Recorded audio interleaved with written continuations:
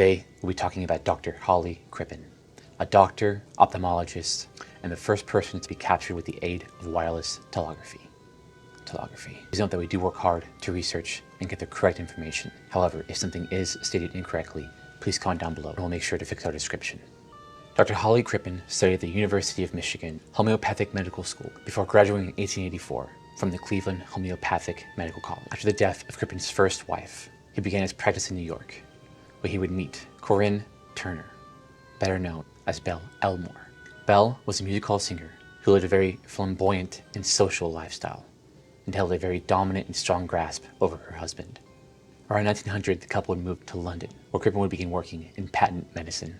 Unfortunately, Crippen's qualifications were not recognized in England, which put a strain on the new life that one would call extravagant. To make matters worse, Crippen would be sacked from his job at Bunyan's. The reason for this was because they felt he was spending too much time managing his wife's career. Eventually, Crippen began working at an institution for the deaf, where he would meet his future mistress, Ethel Lanieve. Crippen and Belle eventually moved to 39 Hilltop Crescent. To help supplement their income, they began taking lodgers. One day, Crippen found Belle in bed with one of the said lodgers. Soon after, Belle announced she was leaving and taking their joint savings. However, Crippen had already shifted his focus to his mistress, Ethel Lanieve.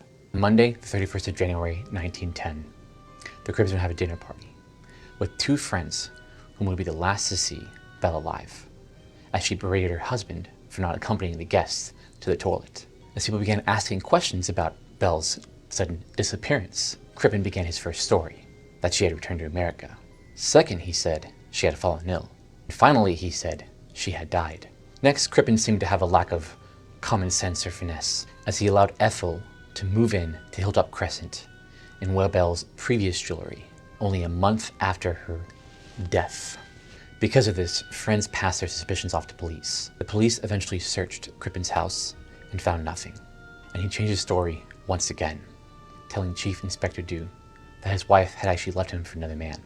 The next day, Crippen shaved his signature mustache and dressed Ethel up as a young boy, made their way to Brussels before boarding the SS Montrose, setting sail for Canada. Due to the quick disappearance of Crippen and Ethel, Chief Inspector Dew decided to check the house not once, twice, but 3 more times. And on the final search, in the cellar, through some loose bricks, a limbless, headless, and boneless body. Meanwhile, the captain of the SS Montrose felt conspicuous of the supposed father and son due to their romantic gestures, and sent a message back to England.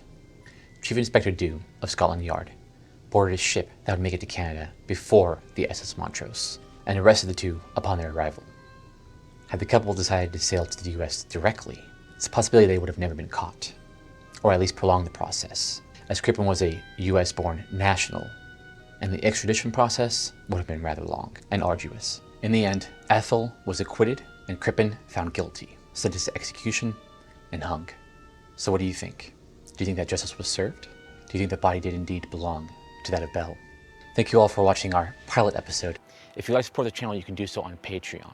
You'll get stickers, merch, credit, special access to our Discord server, and you can even become a producer of the channel. Thank you very much to our Patreon producers, Voltage Fatso. We'll see you next time.